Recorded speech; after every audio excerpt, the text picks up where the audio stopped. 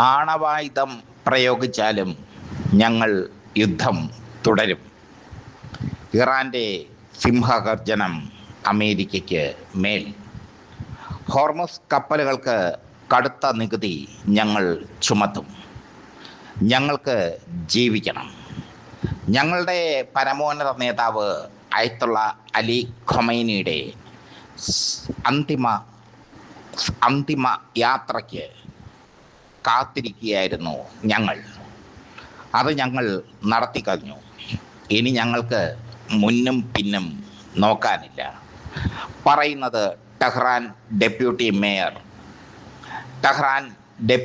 Mayor Hameed റേസ ഖോലംസാദെയാണ് ഇക്കാര്യം പറഞ്ഞിരിക്കുന്നത്.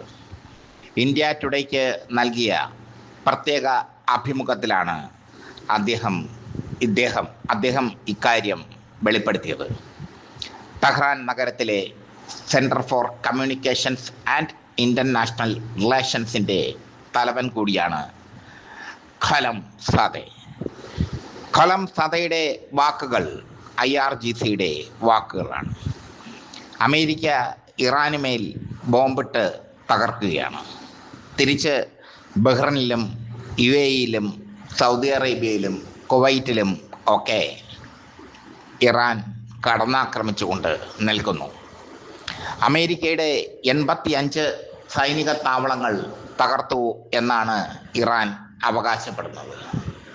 America പറയുന്നത് കുവൈറ്റിലെയും ബഹ്റൈനിലെയും സൗദി അറേബ്യയിലെയും UAEയിലെയും ഒക്കെ സൈനിക താവളങ്ങൾക്ക് മേൽ ആക്രമണമുണ്ടായി, ഞങ്ങളുടെ വ്യോമ പ്രതിരോധ സംവിധാനം അത് ചെറുത്തു എന്നാണ്.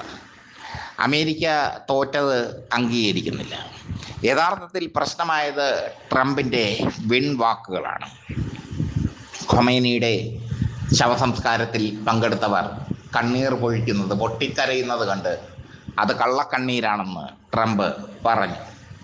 ശവസംസ്കാരത്തിൽ പങ്കെടുത്ത നേതാക്കളെയൊക്കെ ഒറ്റയടിക്ക് തീർക്കാൻ ഞങ്ങൾക്കാകുമെന്ന് ട്രംപ് വീമ്പളക്കി.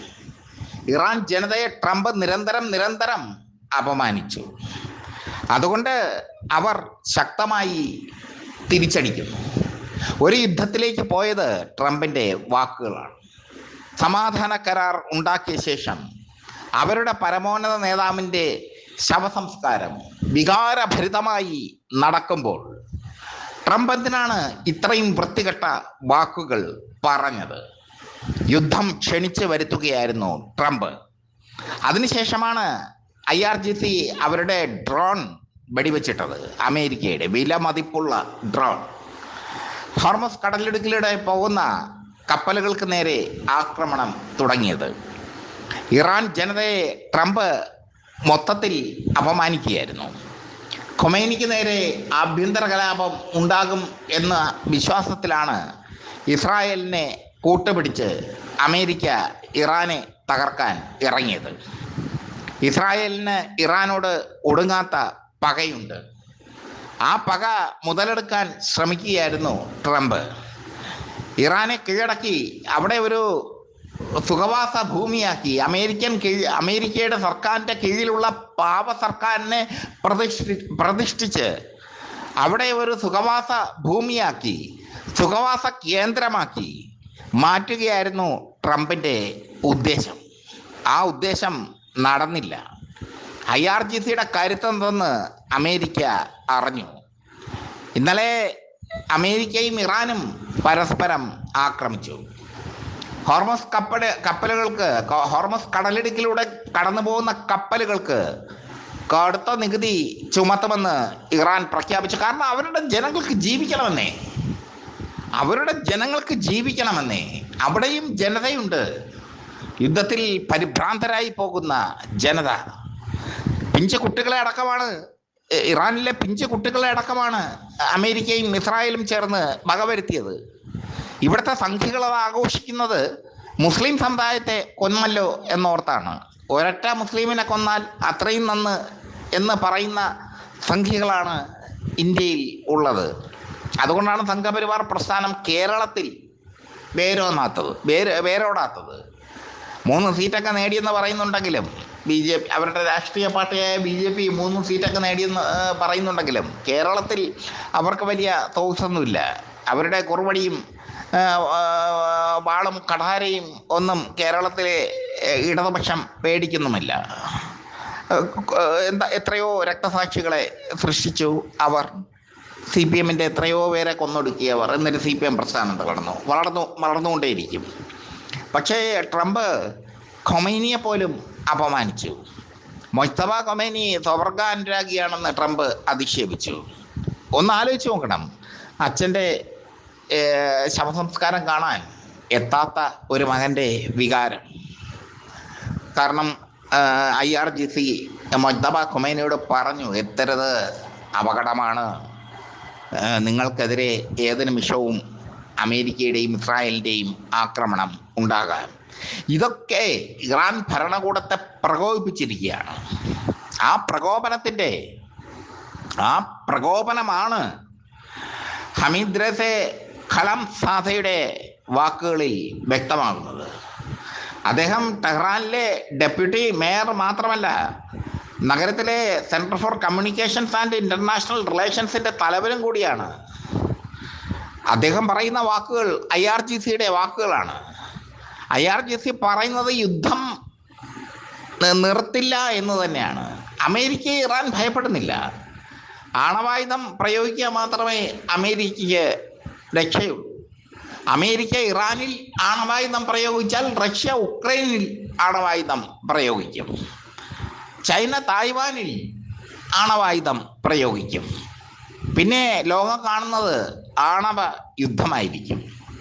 ട്രംപ് യഥാർത്ഥത്തിൽ ഒരു ഭ്രാന്തനാണ്. ട്രംപിൻ്റെ ജീവചരിത്രം എഴുതിയിട്ടുണ്ട് ഞാൻ. അതിൽ അയാളുടെ ഭ്രാന്തിനെ കുറിച്ച് സൂചിപ്പിക്കുന്നുണ്ട്. ഗ്രീൻ ബുക്സാണ് അത് പുറത്തിറക്കിയത്. ഡൊണാൾഡ് ട്രംപ് ലോകം ഉറ്റുനോക്കുന്ന യാങ്കി എന്നാണ് ആ പുസ്തകത്തിൻ്റെ പേര്. പ്രേക്ഷകർക്ക് ഗ്രീൻ ബുക്സിൽ വിളിച്ച് ആ പുസ്തകം വായിക്കാം. അതിൽ ട്രംപിനെ കുറിച്ച് ഞാൻ വിശദമായി എഴുതുന്നുണ്ട്. ട്രംപ് കടന്നുപോയ വഴികൾ, ട്രംപ് പിന്നിട്ട കഠിന പരീക്ഷണങ്ങൾ, ട്രംപ് ബിസിനസ് സാമ്രാജ്യം കെട്ടിപ്പടുത്തത്, പിന്നീട് രാഷ്ട്രീയത്തിലേക്ക് പ്രവേശിച്ചത്. രാഷ്ട്രീയത്തിലേക്ക് പ്രവേശിക്കുമ്പോൾ അയാൾക്കുള്ളത് ബിസിനസ് താല്പര്യം തന്നെയാണ്. അമേരിക്ക സുഖലോലുപരുടെ അമേരിക്കയിലെ മലയാളികൾ സുഖലോലുപരായി കഴിയുകയാണെന്നാണോ പൊളിറ്റിക്സ് കേരള പ്രേക്ഷകർ ചിന്തിക്കുന്നത്? എനിക്ക് അമേരിക്കയിൽ ഒരുപാട് സുഹൃത്തുക്കളുണ്ട്. അവരൊക്കെ പരിമിതമായ സാഹചര്യത്തിൽ എന്ന് വെച്ചാൽ ഒരു നേരം മാത്രം ഭക്ഷണം കഴിച്ചുകൊണ്ട് അവിടെ സർവൈവ് ചെയ്യുകയാണ്. അവർക്ക് കിട്ടുന്ന ശമ്പളം തുച്ഛമാണ്. അവർ സഞ്ചരിക്കുന്നത് ബസ്സിലാണ്. ബസ്സിൽ ഏത് നിമിഷവും അധോലോക സംഘങ്ങൾ ഏറ്റുമുട്ടാം. ഇതാണ് അമേരിക്ക. ഇത്രയും കാലം അമേരിക്ക ഒളിച്ചു വെച്ച രഹസ്യങ്ങൾ പൊളിറ്റിക്സ് കേരളയ്ക്ക് തുറന്നു പറയുന്നതിൽ മടിയില്ല. ആ സുഹൃത്തുക്കൾ ഒരു പക്ഷേ എന്നോട് പരിഭവിക്കുമായിരിക്കാം. എനിക്ക് റൂബി ചാക്കോ അടക്കമുള്ള ഒരുപാട് അമേരിക്കയിൽ സ്ഥിരതാമസമാക്കിയ ഒരുപാട് സുഹൃത്തുക്കളുണ്ട്. അവരുടെയൊക്കെ ലക്ഷ്യം എന്ന് പറയുന്നത് കേരളമാണ്. കേരളത്തിൽ ഒരു വീട് വെച്ച് അല്ലെങ്കിൽ കേരളത്തിൽ ഒരു വീട് വാങ്ങി ഒതുങ്ങിക്കൂടുക, അതിനുവേണ്ടിയാണ് അവർ അമേരിക്കയിൽ നിൽക്കുന്നത്. പക്ഷേ അവർക്ക് അമേരിക്കയിൽ ലഭിക്കുന്ന ശമ്പളം ഇന്ത്യൻ ശമ്പളം അനുസരിച്ചാണെങ്കിൽ വെറും 2 ലക്ഷം രൂപ മാത്രമാണ്. അതുകൊണ്ട് അവരുടെ വാടക കൊടുക്കണം. വാടക വളരെ വലുതാണ്. അതുകൊണ്ട് അവരുടെ ഭക്ഷണം, അവരുടെ നിത്യവൃത്തി, ഭക്ഷണമടക്കമുള്ള നിത്യവൃത്തി കഴിയണം. അങ്ങനെയുള്ള ഒരുപാട് പ്രശ്നങ്ങൾ അമേരിക്കയിലും UK-യിലും ഒക്കെയുള്ള ഇന്ത്യക്കാർ അനുഭവിക്കുന്നുണ്ട്. അയർലൻഡിലുള്ള ഇന്ത്യക്കാർ അനുഭവിക്കുന്നുണ്ട്. ഇവരെല്ലാം സർവൈവ് ചെയ്യുകയാണെന്നേ അവിടെ. അതിനിടയിലാണ് ട്രംപ് യുദ്ധം വരുത്തി വെച്ചത്. ആ യുദ്ധത്തോടെ അമേരിക്കയുടെ സാമ്പത്തിക സ്ഥിതി തകർന്ന് തരിപ്പണമായിരിക്കുന്നു. എന്നിട്ടും വീണ്ടും കയറി ഇറാനെ ചൊറിഞ്ഞപ്പോൾ ഇറാൻ കയറി മാന്തി. അതാണ് ഇപ്പോൾ സംഭവിച്ചത്.